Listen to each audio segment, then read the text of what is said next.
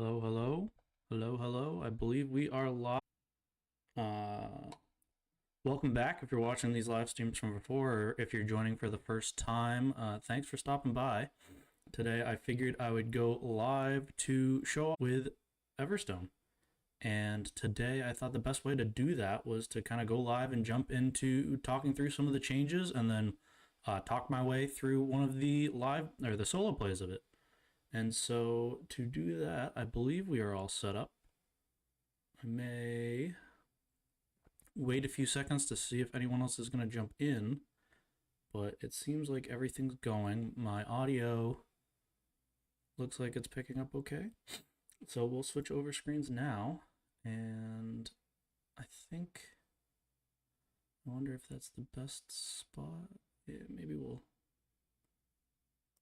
shrink my camera face a little bit.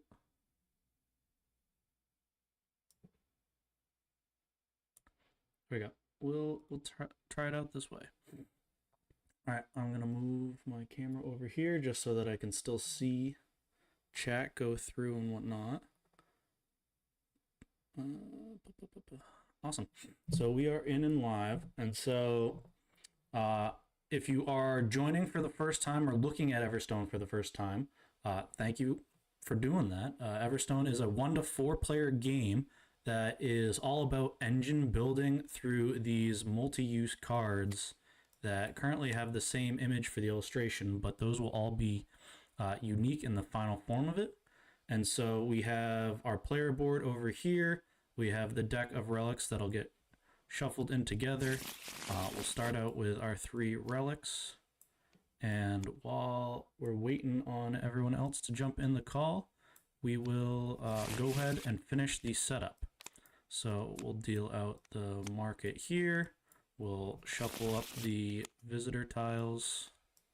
And in a 2-player or solo game, you will be having 4 that start out on the main board within the city limits of Ignis, and then there'll be 2 that are away, and we will only be using 6 of the 12 visitor tiles in a solo play. We'll take on the red character in our playthrough, so we won't need any of the other carts. We'll need 1 AI that we'll be playing against. We'll throw these up over here. What else do we need to do? We'll need to throw in some of the blockers to start. And so what you'll do here is we'll end up rolling the 3 dice, and I've attributed each die to each of the rows. And so the lowest number, which we're tied for, will have the blockers move up 1 space, and then the second lowest number would usually be 2 spaces. And if there's 3 different numbers, the third lowest would move up 3 spaces, but we rolled a 2-2-4, so that'll be good for setup for the blockers on the tracks. Then we have these guys over here. And so that's all set up. We have that, we're good there. That's all good there. We won't be using any of the modular base camp tiles for this game, so those can go up here. We'll have to shuffle our basic relics and our personal quests, and then we'll start with 2 personal quests. That's good to make note of for the setup, but I apologize if I'm scatterbrained. But so we got that set up, and what else do we need to do? We'll need 6 token or influence tokens of a color that we haven't chosen to play with. So we'll take these 6. And so one of the things that's cool about Everstone is that each of the reserve boards, so in a standard game, everyone will get their storage board and they will get their reserve board, which this one will house the relics that you collect and keep throughout the game. And this one will house your influence tokens and be your resource capacity in the game. And so on the back side of each of these is bot, I guess we'll call it, that you can play against. And so in today's stream, we'll just stick with the red coloring. And so we're playing against Ethel the Market Maiden. working name. I'll preface by saying all of what we're going to look through and see today is subject to change, but it's in a fairly progressive spot, or maybe that's not even the right word, but we've come a long way crowdfunding with. And so we will adjust those on the fly while we wait. So we'll get the snap points in, and then I will talk through the adjustments that are done for the solo, and then we'll jump right into the solo. And if you are watching live, feel free to ask any questions that you have throughout the whole process. I'm happy to answer anything solo related or non-solo related within reason of whatever the question is. I'm not going to promise answers to everything, but happy to answer whatever I can. And just get rid of some of these snap points.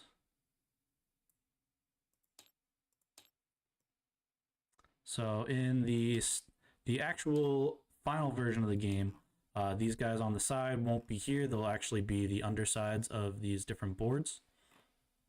And so for ease of Tabletop Simulator, I've just duplicated the asset, but in terms of content that'll be in the final package, they will just be double-sided.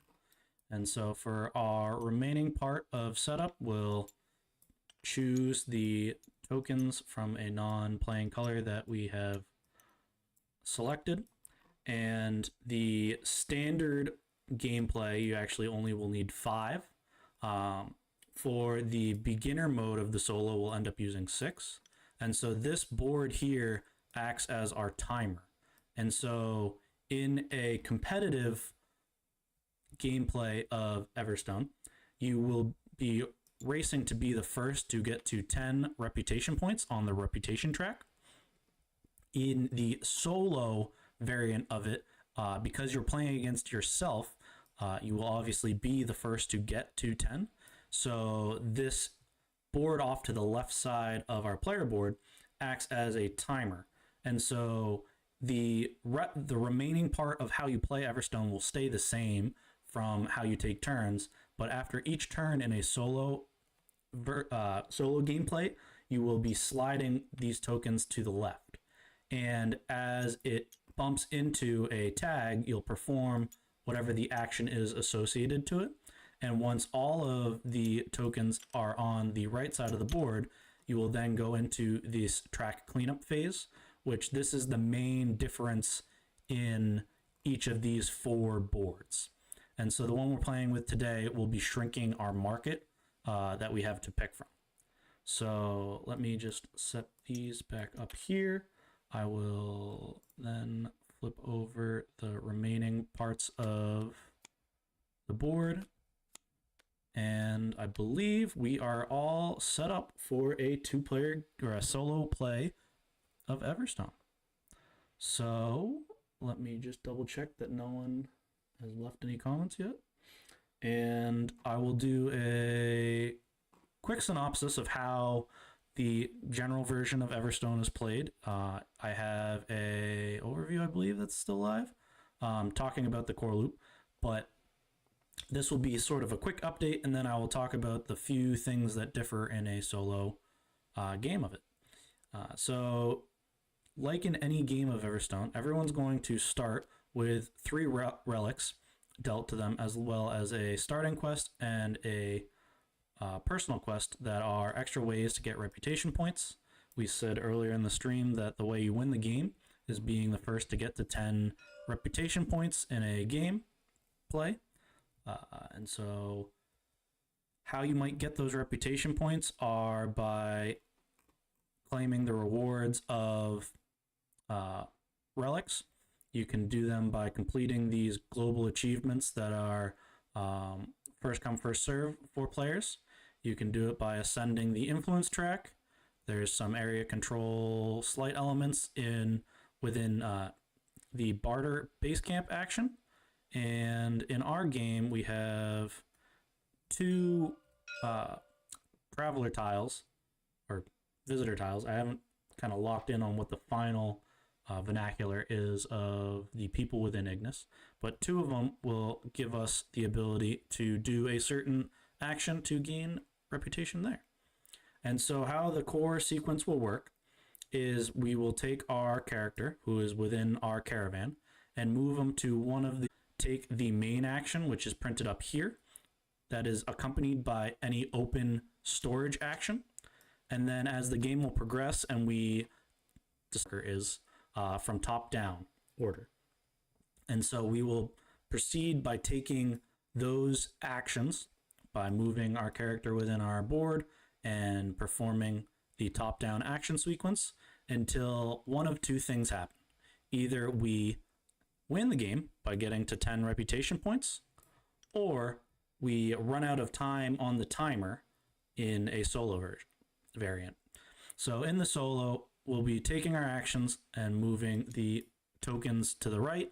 Once we have done that for our first 6 actions of the game, for the cleanup action, we will take this top token here and do something with it.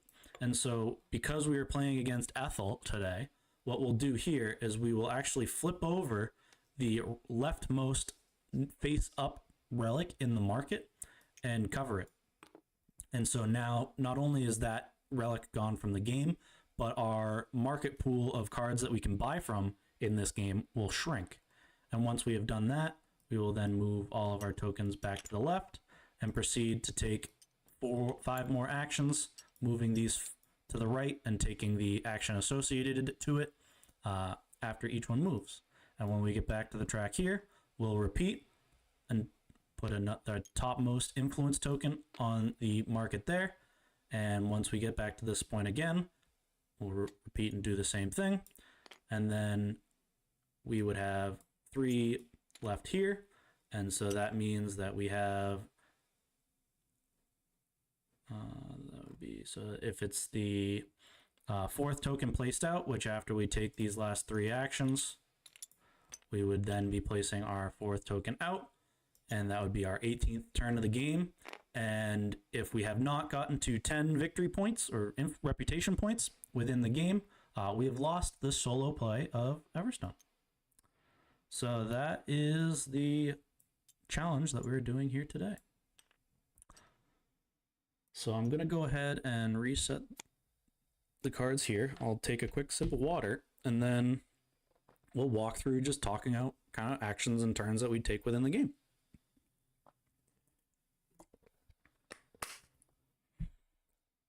All right, so let's jump into it.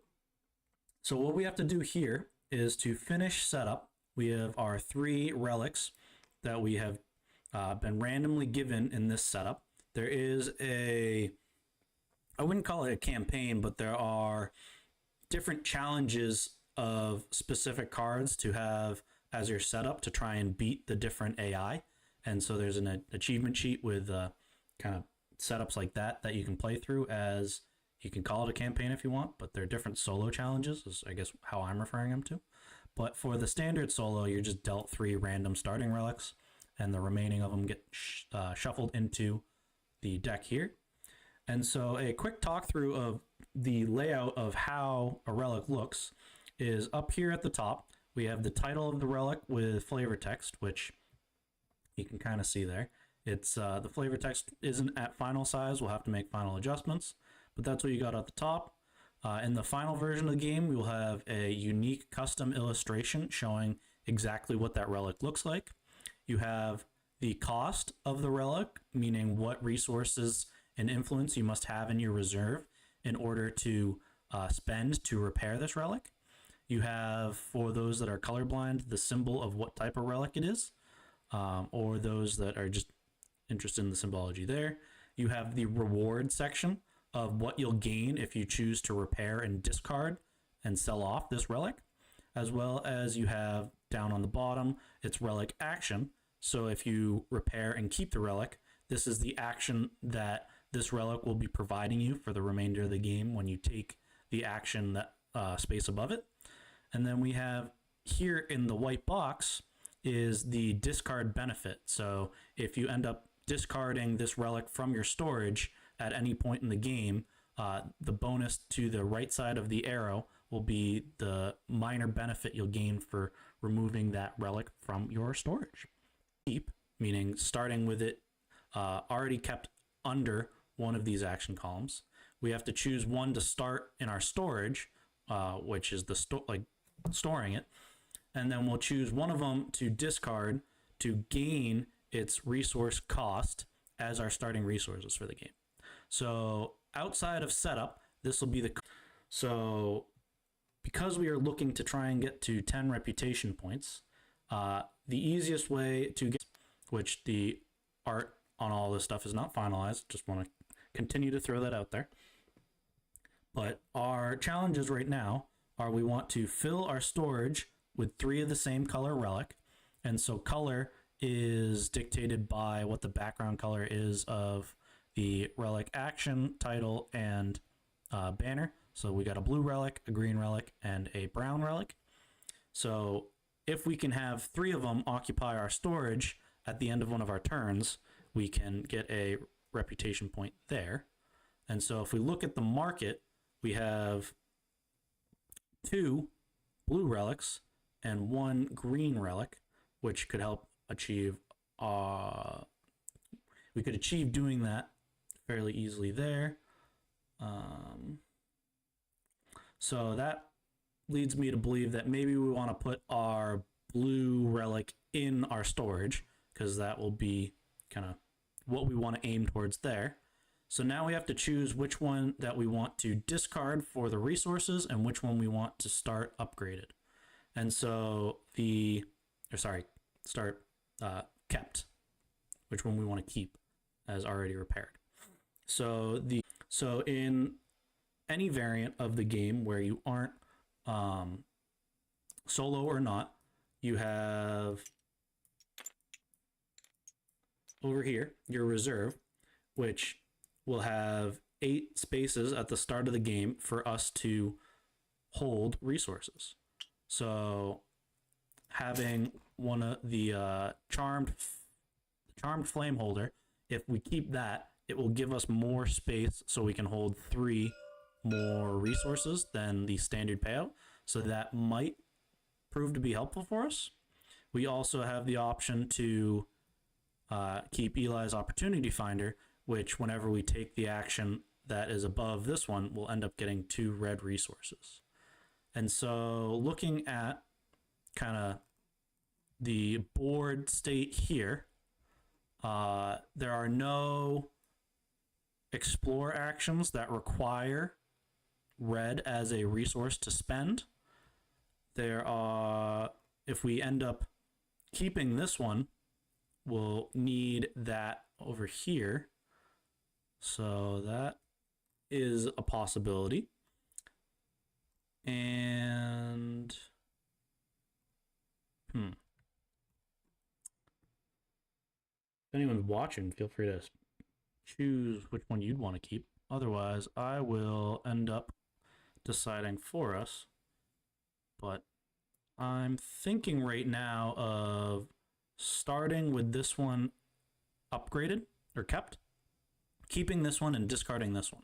Because then when we discard it, we'll get 2 yellow and a resource of our choice, and we'll be able to place out an influence anywhere on the board. And our relic up here requires us to have 3 yellow, a blue, and an influence, which we have plenty of influence in our reserve already. So I'm thinking of, although discarding this one, we get more resources. We're going to discard this one, and we'll start with this one upgraded. And my thought here is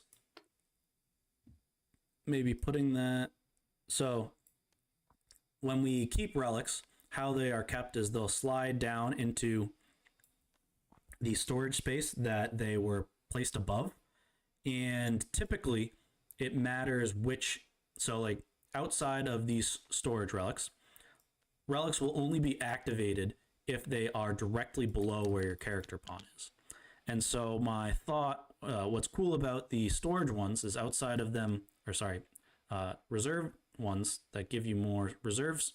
And so I'm just going to keep it under the barter action, just for no other reason than to make a decision and move forward with the playthrough. And so we've kept one, we've stored one, and now we'll discard Eli's opportunity finder to gain 2 yellow resources, a resource of our choice, and we'll get to place out one of our influence tokens, which is this one that was sitting right here, because after setup, everyone should have 5 stacks of 3 influence tokens on the bottom 2 sections of your reserve. So we'll gain our 2 yellow resources, and maybe we will... I'm going to put it out on this spot here. So influence, typically, whenever you spend influence, it'll be placed wherever your caravan is on the board. So we have back at Ignis, there are these different tracks that you can place out into. And on the 5 spaces that are open to us in a solo game, there are 5 spots for influence as well. So at the start of the game, you get to choose where it's placed, but after that, you have to be at the location to be able to place the influence there. And so we've done that. The last thing we need to do is to choose a resource for the wild from discarding yellow. And so we've placed one out there. And so we are now all set up to begin the game. Typically the setup is done like maybe in 10-15 seconds, but because I'm talking out through the solo here, it took us a little longer. But we are ready to take our first turn of the game. And so everyone, thematically, everyone's just arrived at Ignis. So everyone starts in this central home-based base camp area. And to do there, you will start on that action. So our options for this first turn are to either explore, harvest, or repair. And so we don't have the resources needed. We still need that blue to be able to repair. So our actions are limited to either harvesting this turn or exploring. And so while we don't have anyone kind of giving input in chat, I will make the decision that we are looking to... so we'll get one of those for free. We have the resource over to here. And so we'll move to one of the open explore locations on the board. I have my eyes set on this one because this guy here gives us a basic relic for free. We don't have to pay anything for it. So when we come down here, we will get to draw this top card here. And this would go into our board repaired right away. So it's in working condition. So we get to choose which slot to put it under. And if we want to spend 2 yellow at the time, the bonus that is kind of ghosted below that black line. And so for ease of showing off, we'll flip it. So if we spend 2 yellow now, when we take this card's action, we'll not only get a wild one, but we'll get a blue resource for the duration of the game. And so I like the idea of doing that. So we'll bring it into this spot here to upgrade or to keep it under the explore action. So we'll spend those 2 yellows needed to flip it.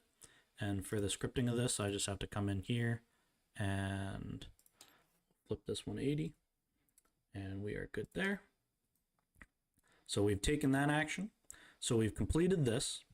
So this traveler, explorer, visitor, whatever we're going to call it in the final version of the game, has now done, or we've traded for all the goods that they have. So they'll end up leaving the Ignis limits. So these 5 spaces here, when you explore, are within the city limits of Ignis. So those are the visitors that you can interact with throughout the game. There are 4 that are mobile, and there's 1 fixed kind of villager that you can interact with. And so we've interacted with this one, so it's off to go on its own journey. So it will leave the board. The next one, kind of heading into the city limits, will take its place, and these will shift up, and then this will end up into the back of the queue. So there is this shifting action system queue where the different travel spaces or explore spaces will kind of adjust and shift as the game goes. So we've done that. And so now going from top-down order, we have the opportunity to spend in.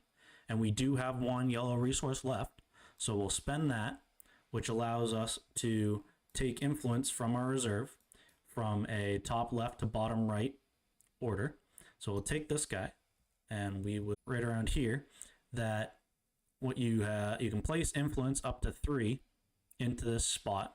And this, in a solo game, it won't matter, but in multiplayer games, this is fixed 3 total. So that could be 3 from one person, or it could be, you know, different influence for each person. But the next time that this action is taken, before whoever is taking the action proceeds with their turn, whoever has influence in that location will get the bonus. So we won't get it for placing out of this turn, but in future turns, we will get a red resource whenever this action space is activated. Or explore space is activated, sorry. So again, continuing down in top order, this basic relic that we just played under here, because we got it in a previous action before we got to its turn in the turn sequence, we would get to still take that action. So we will gain a blue resource and then 1 resource of our choice, which I think we want to start working towards this action here. So we will get a yellow resource. And that has completed our first turn in Everstone. And so what we'll do over here is to mark that, we will use the solo automa to move it to show that we've taken that 1 action. And because we're playing the basic variant of it, there's no kind of actions or consequences or change in the board state. So we will be able to take our next turn. And so while we're over here, we know that after we take this turn, the discard, like what'll happen is we will have to discard the leftmost card in the, or sorry, these should be the rightmost card in the market. Let me just make note of that. And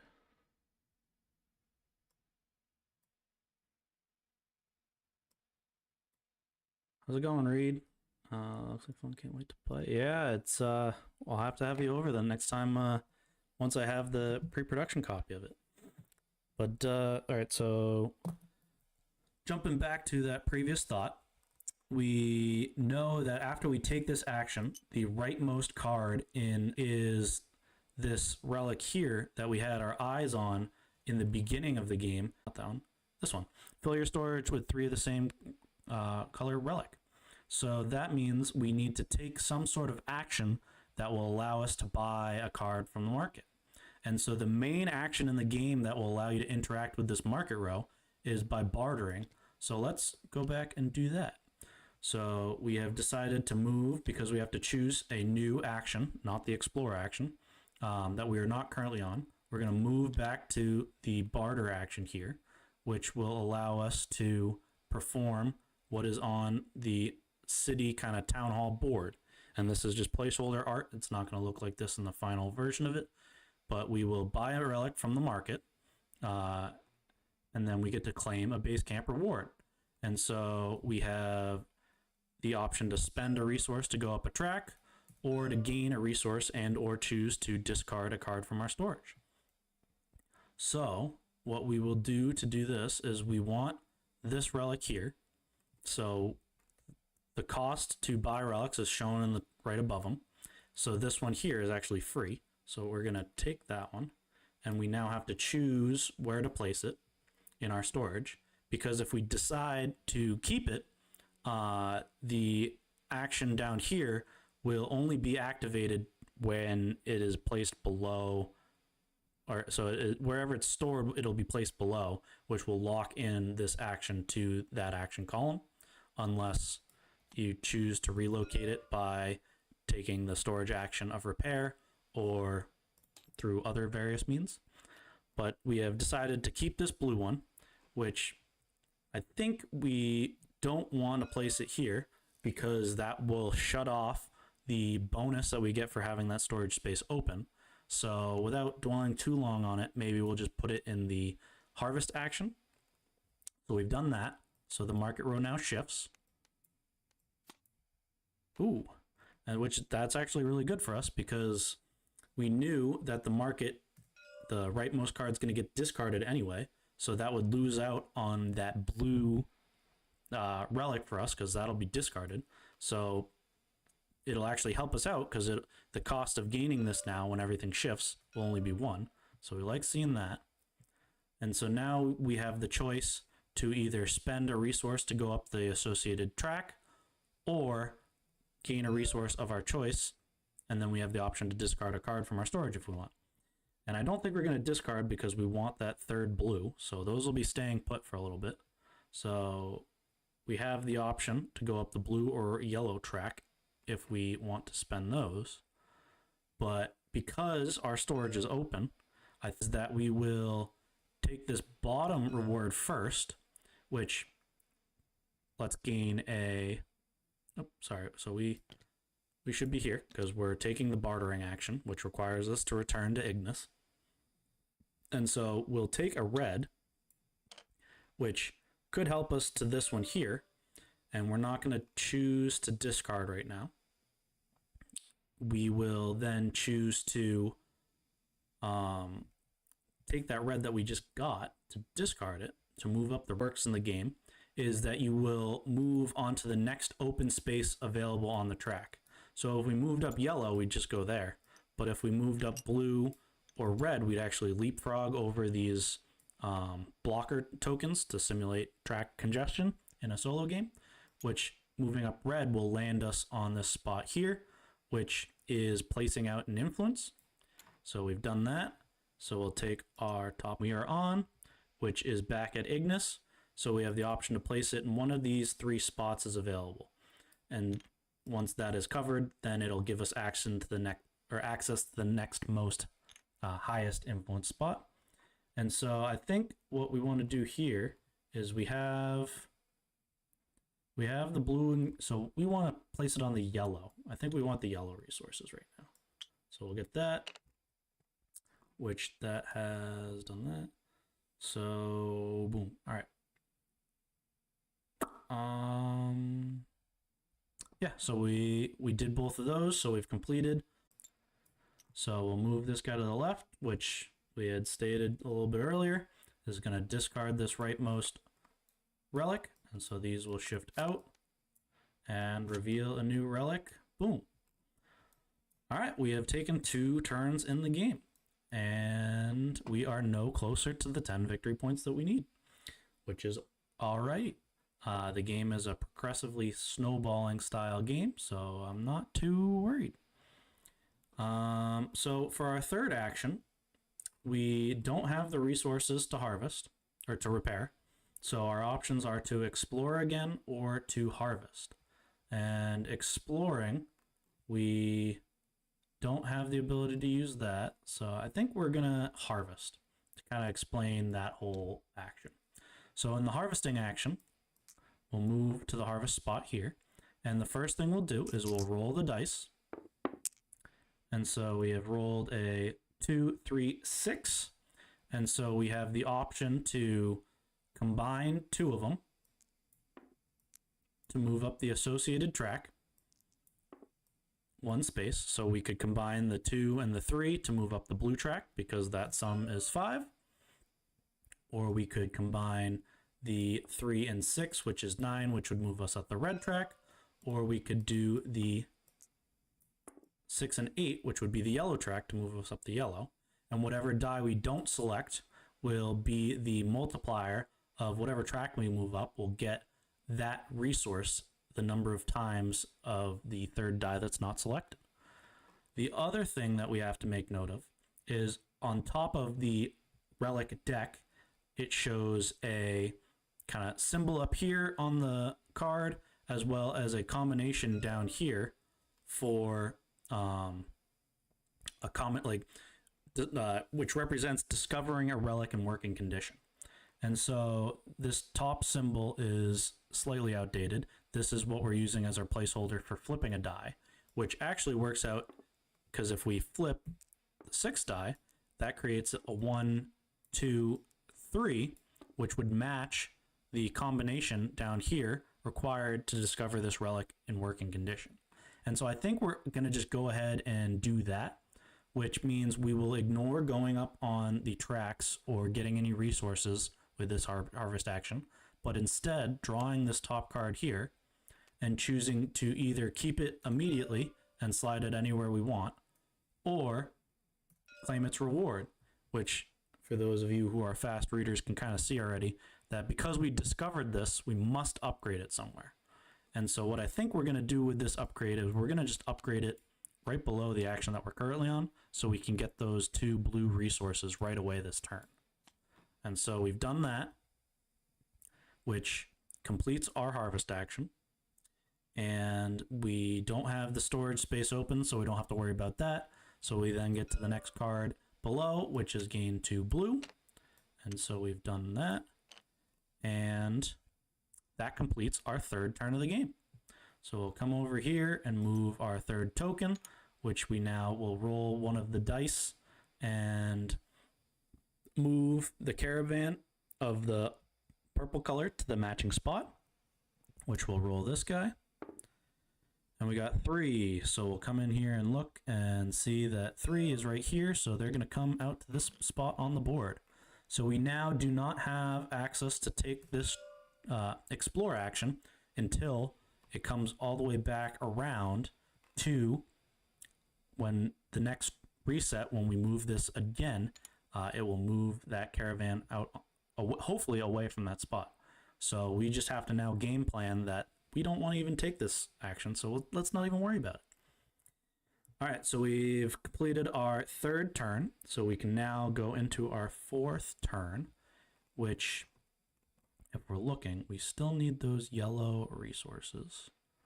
And, how are we going to do this? So we need to repair both of, all right, we're trying to get that blue from the market, which the easiest way to do that is just come back here to the barter action, which we will,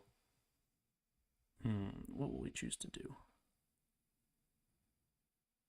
We will choose to, so we need 2 more yellow and a red.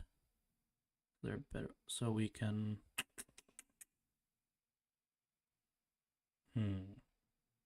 that'll get us the red.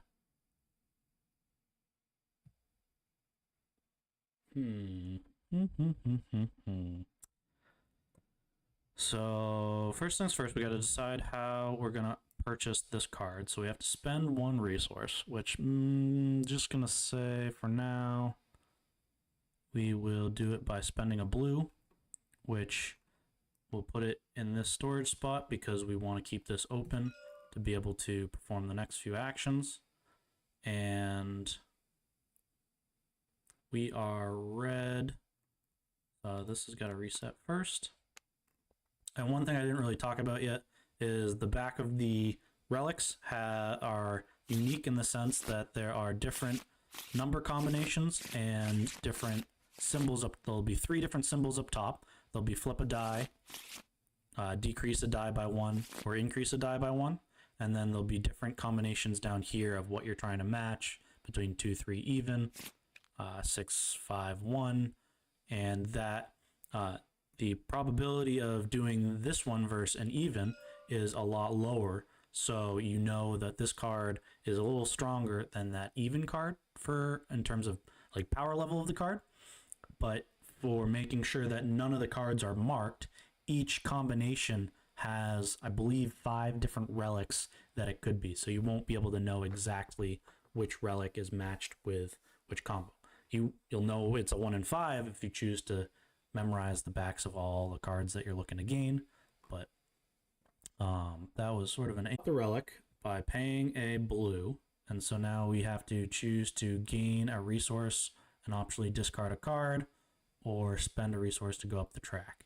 Gain a yellow, but then spend the yellow to go, or sorry, gain a red, but then spend the red to go up the red track to gain this guy here, which we do have the yellow needed to flip it, but I don't think we care too much about getting a card from the top of the deck. So we will, which when you, or sorry, keeping, and you each storage below, like below each storage space has the ability to keep up to 8 cards. So when you keep and there's a card already under it, it will tuck right below it. So if we chose to keep this blue card here, it would tuck below this green card, and so on. And there are global achievements for tucking 6 or keeping 6 within each action column of the that needs to be updated.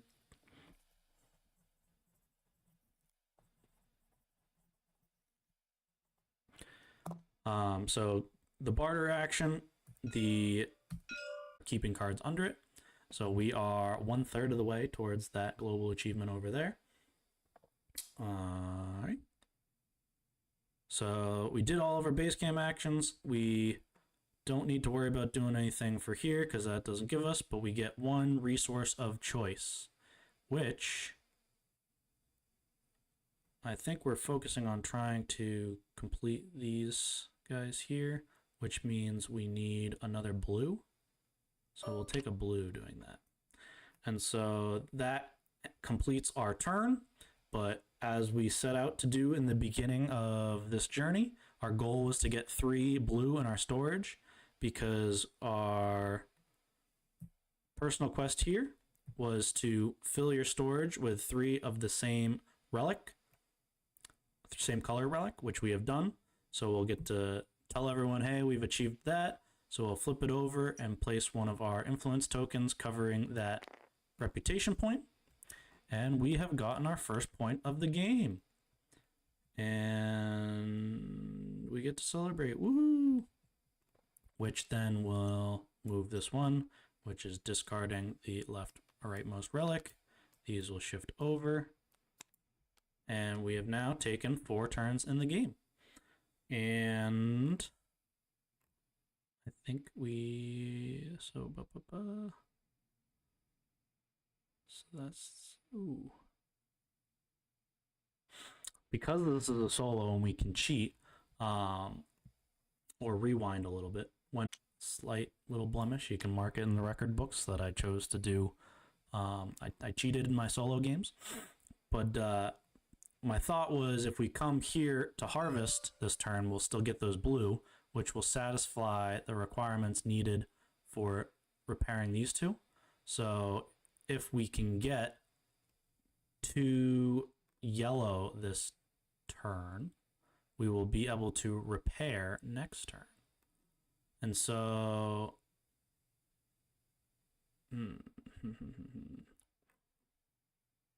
maybe I didn't really think that through, but that's okay. We'll do it anyway.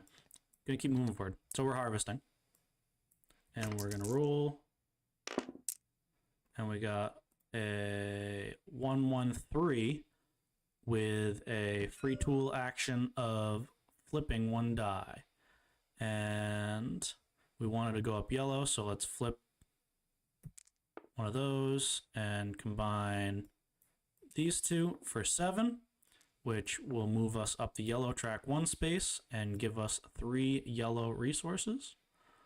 1, we don't want duplicate dice.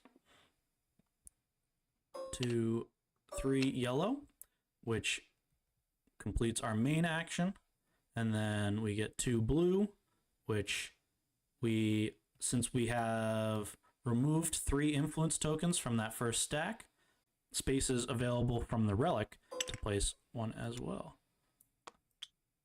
And so we have 2 spaces left to be able to hold resources, which will come in handy at some point, I think.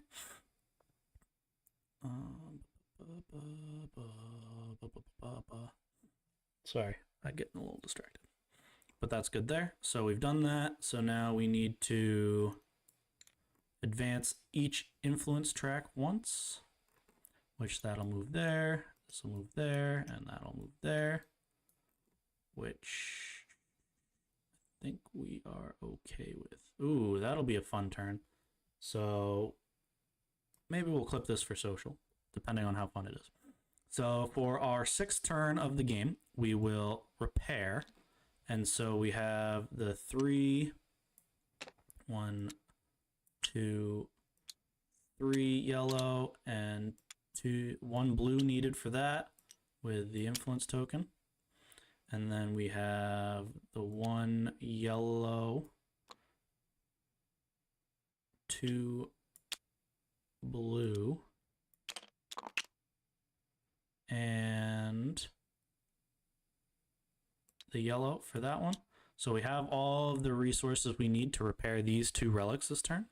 So we can delete or return the influence or resources there for those.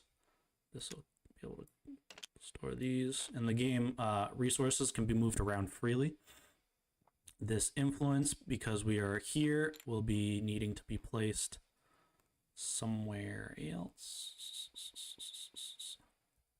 which we will, I think, place it here, which gives us a bump there to draw a card. So we've paid for all of the resources. So now we have the option to keep or return either of these. So I think, or sorry, sell. So I think we're going to sell this one because that'll give us 2 more personal quests that we can go to for reputation points. And then I think we are going to keep this one here, which this action will, it's able to be used once because there's only 1 in terms of the highlighted circles for how many times it can be activated. But when we place an influence there, we'll get to move up each track once, or we'll get to perform 3 track bumps. Sorry. Ooh. So what are our 2 new quests? So we have sell a reserve extension or a purple relic for its 1-time bonus. And then we have end our turn with 15 or more resources somewhere on our board. So that's completed our main action here. And so I think we will then spend a blue to relocate this relic that we just repaired under our board. So we'll unlock that and we'll actually move it to the space that we're on. And so we've done that, which means going in this top-down action queue, we now get to perform this action.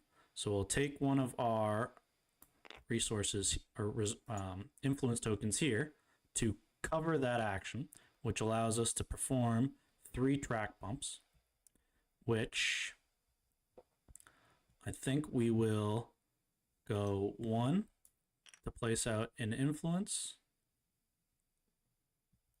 in the location that we're on, which we can place it here to get a reputation point. We can then go on the blue again, which will give us one of these reserve extensions that these don't go as repaired. They will just block one of your storage spaces and give you access to 5 spaces to place resources in. But when you take the repair action, if you have 3 yellow that you want to spend on it, you will be able to keep and treat it as a relic, which will then give you, you'll lose 2 spaces to place resources onto, but you will gain the ability of having that storage space open again. So we've done that as 2, and our third will be, maybe we'll jump this guy. So that allows us to place out another, which will do that guy.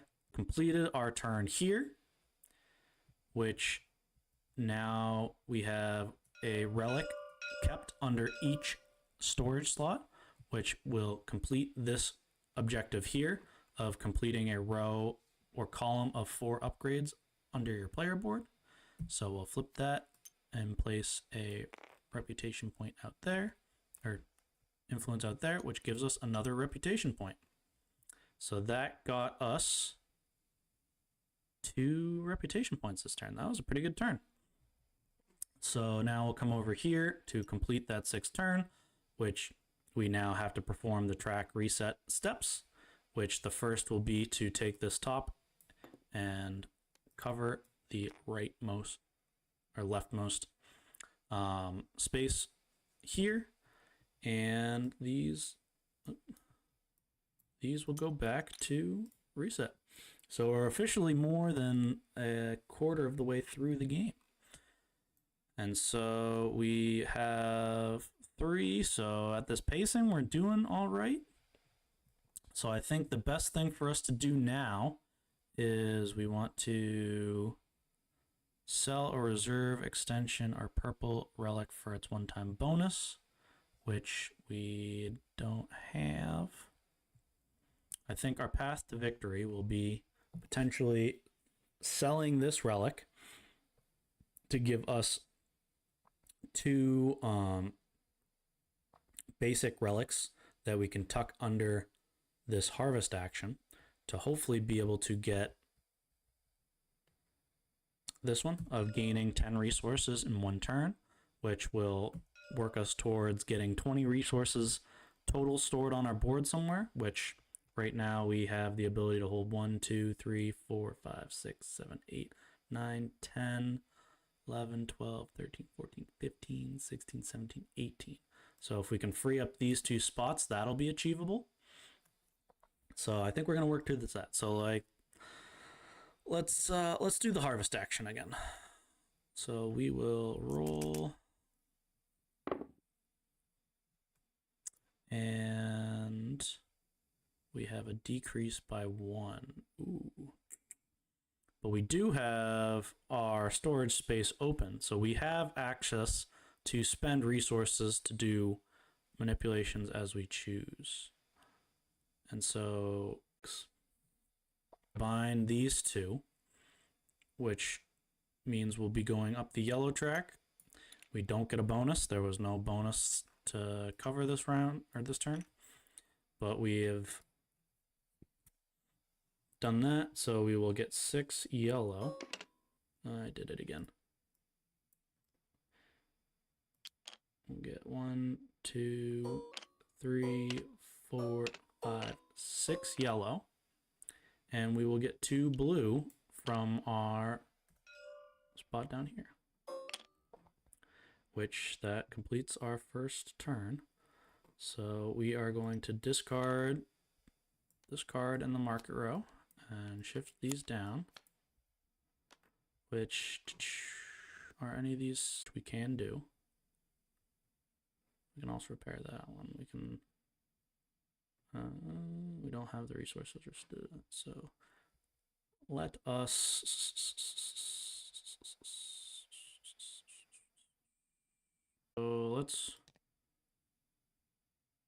let's repair.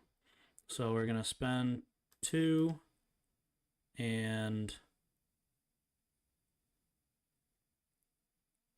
2 to repair this guy, and then we're going to trade it in to get 1, 2, and we're gonna spend those 4 resources to have them both flipped. So this would have been the first one, so we'll keep that. And the scripting in this guy is a little wonky, but that's all right.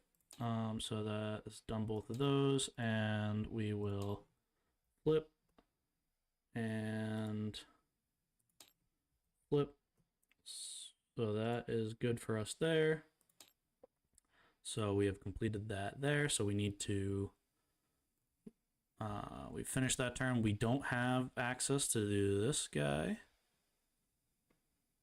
but maybe we want to later. We'll figure that out later.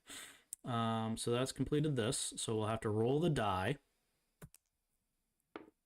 1. So, oh, okay. Well, that solves that. I was thinking about taking this action to be able to trash this influence token here to be able to. So now we will come here and roll the dice. So we've rolled the dice. We got that, and we get a free subtract. So what can we do here? We can I think we'll do the same thing again. So we'll move up the yellow track and get 6 resources of the yellow. So 1, 2, 3, 4, 5, 6, which that then allows us to take a market action. So we'll spend one of those yellows to grab this guy here. Because that, if we get the resource, and then we'll get 2 blue, 2, a blue of choice, and then let's say 3 red for these wilds here. So we got 1, 2, 3 red. So we have gained 12 resources this turn, which has given us the point for gaining 10 a turn. We will boost that up by 1. We'll finish this by going boop, boop, boop, boop. All right. We have to figure out what we're doing this turn. So we have 10, 11, 12. That we are going to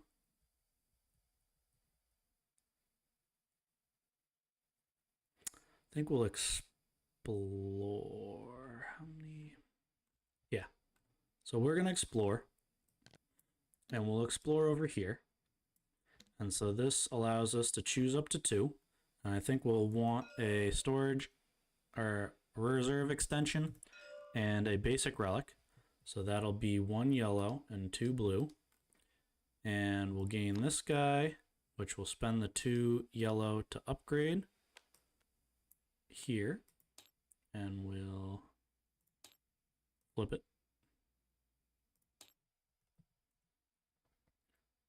And we'll place that storage here.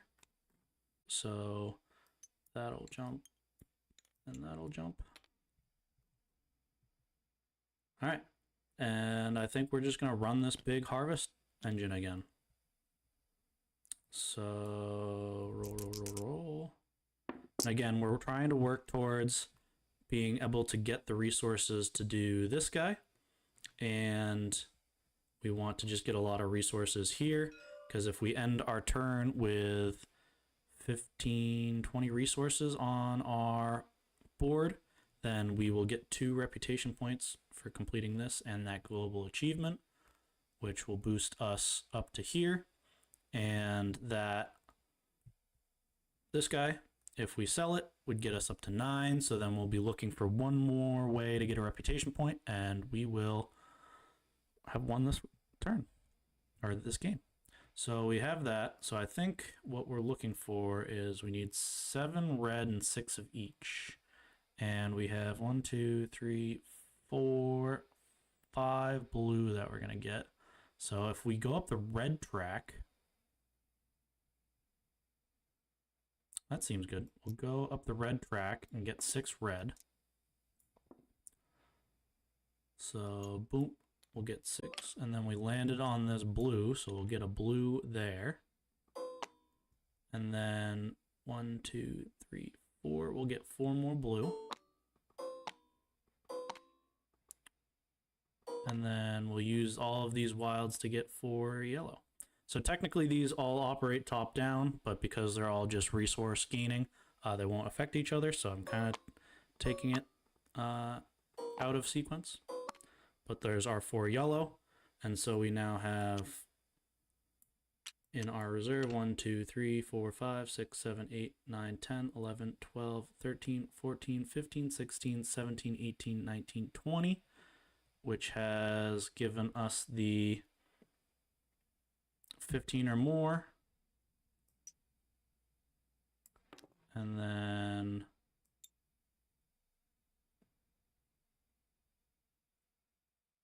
$20. So that'll move us up 2 spaces there. And we got the track reset. So that will flip over this guy.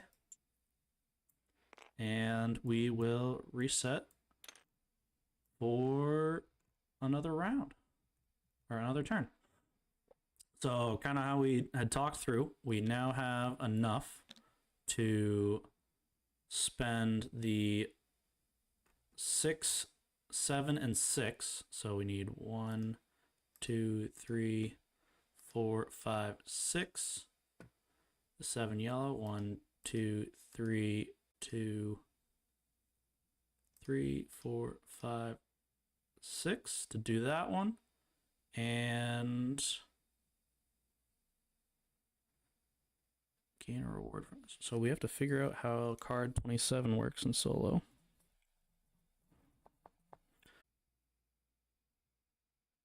We'll do that.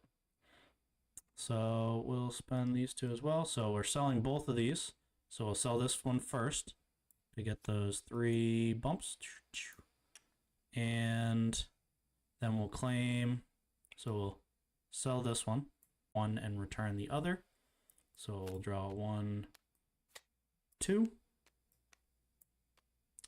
And this one looks like a fun one for us to sell. So let's return this one. This. So we have to remove 3 repaired relics. So remove, I'm not going to save the state, so we'll just delete these guys. So we'll remove those 3 to get 2 more reputation points. And so we have completed our solo game in 6, 11, 12 turns. So we would have won on hard or normal mode as well.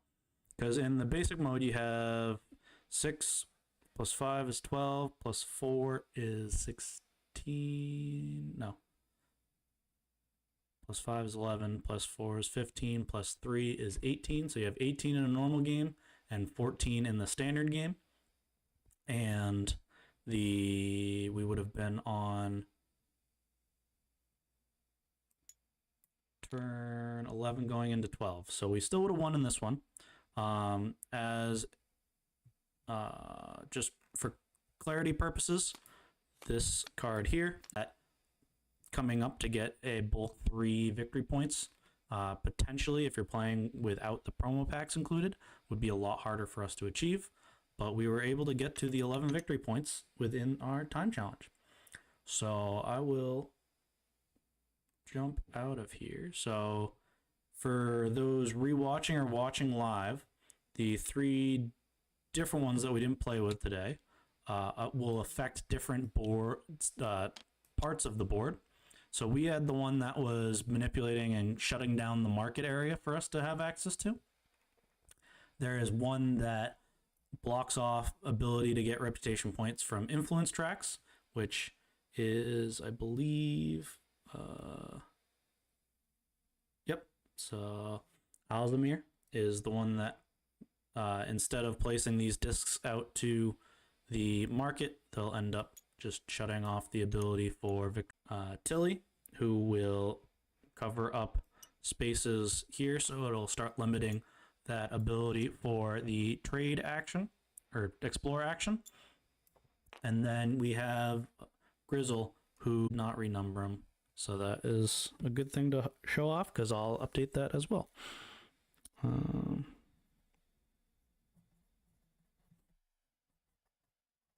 Which I believe it goes 1, 2, 3, 4. Something like that. Still figuring that one out. But that is a solo playthrough of Everstone. So I will jump back here and we'll go to full camera.